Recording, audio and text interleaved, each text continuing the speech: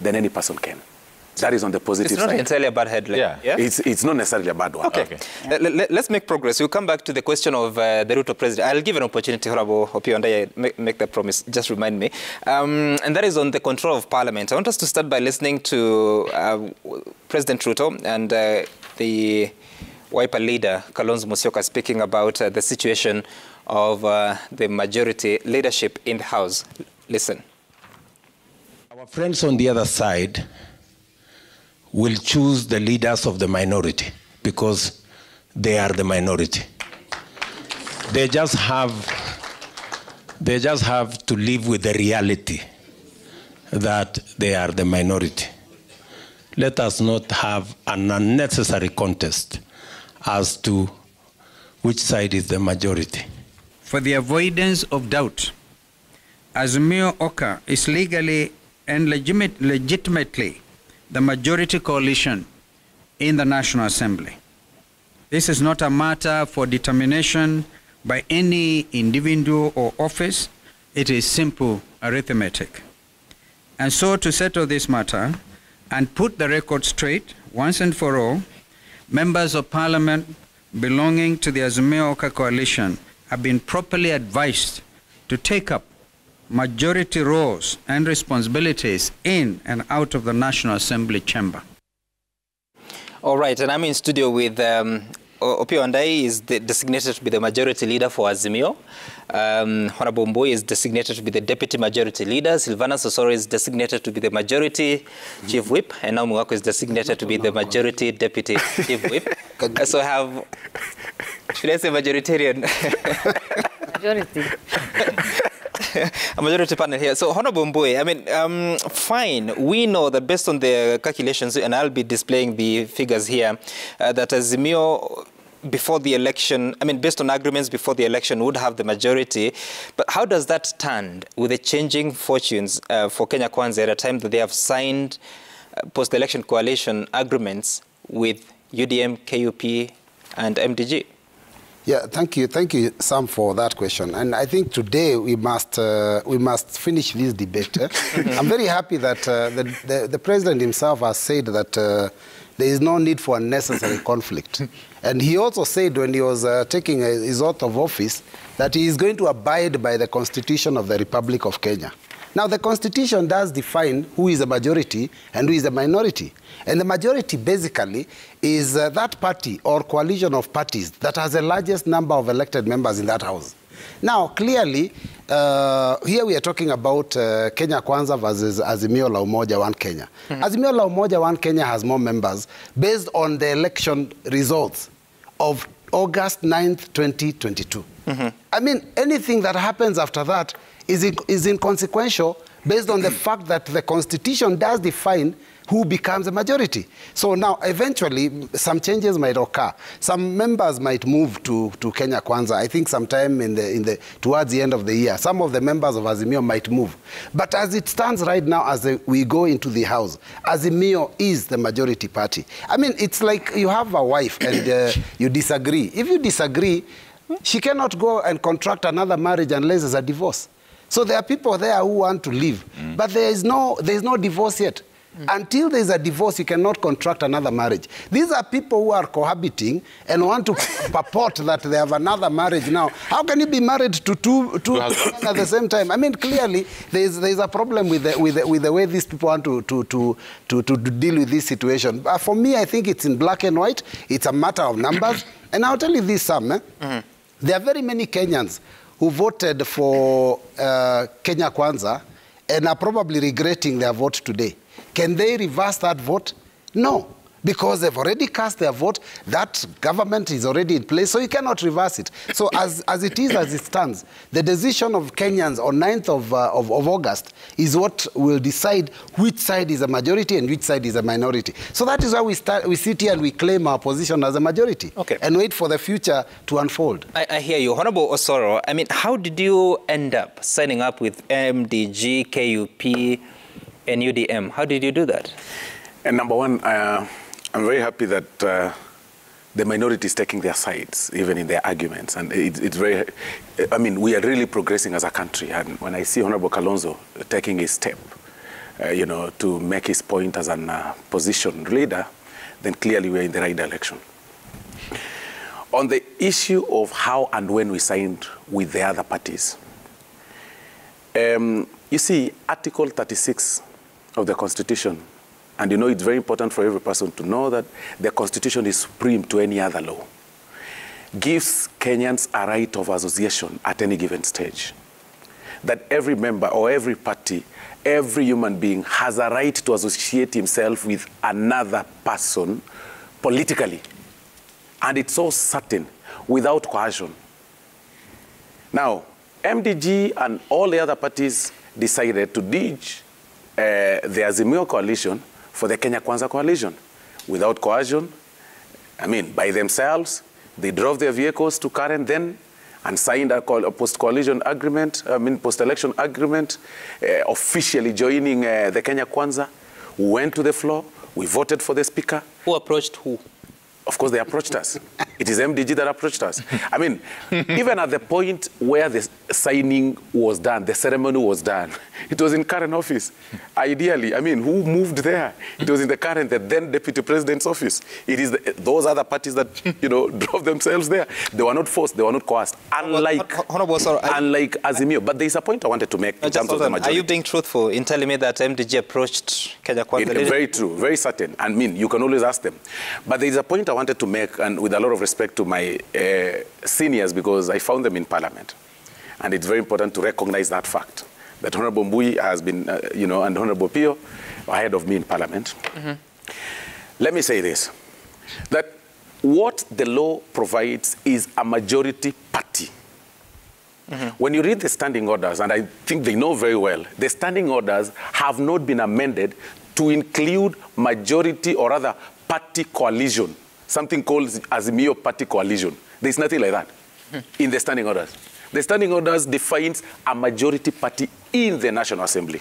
The majority party in the National Assembly is one UDA with 144 members as a singular party, while ODM as a singular party has got 88. Wiper, that is seated with us here, cannot even marshal beyond 30, because they are confined within one area. In this country, and I do not. Is it Kisi? The MP for Bobasi is Wiper. It's Kisi is Wiper. They can pick. I just wanted they can pick up a bit of some point. But even as we congratulate my colleagues for being appointed the minority leaders, it's important for them to realize that they are not the majority party. When you count on those numbers of singular parties, number one, to start with, we are 144. As a singular party. And I think the Speaker is going to pronounce himself next week very well. It's about... Honorable Sir, when I look at the Constitution, you've quoted the standing orders. Section 108 says that the Sabbatical 2, the leader of the majority party shall be the person who is the leader in the National Assembly of the largest party or coalition of parties. That is true. Now, there is now a further contest on what happens on pre- or post-coalition parties.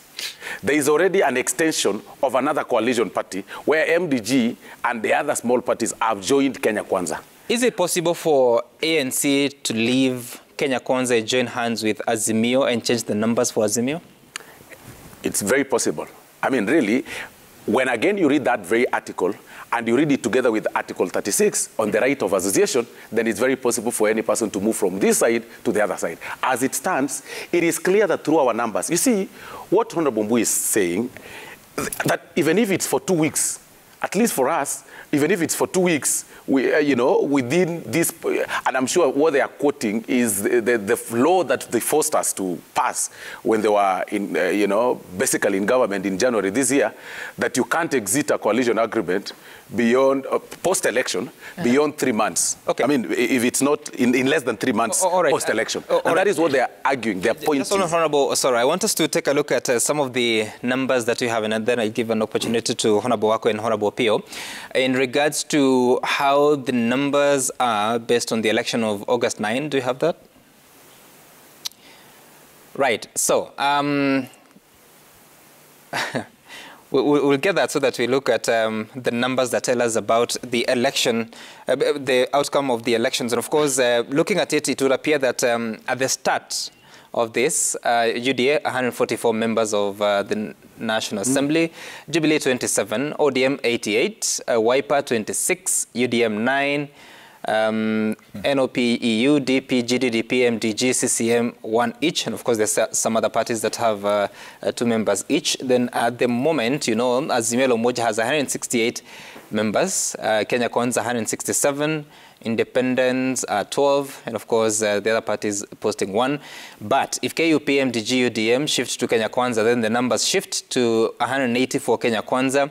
Azimio la Umoja, 155. And of course, the independents remain because they're not allowed to really associate themselves with a political party. If they do, then they would lose their seat.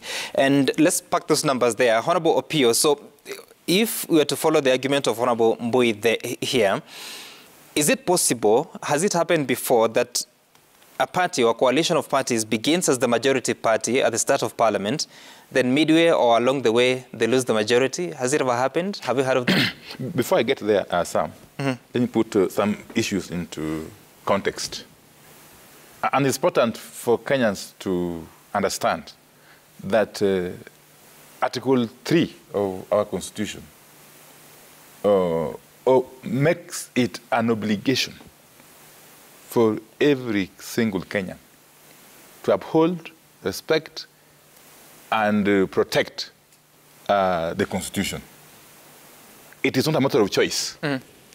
It's not a question of the president or anybody else having taken an oath.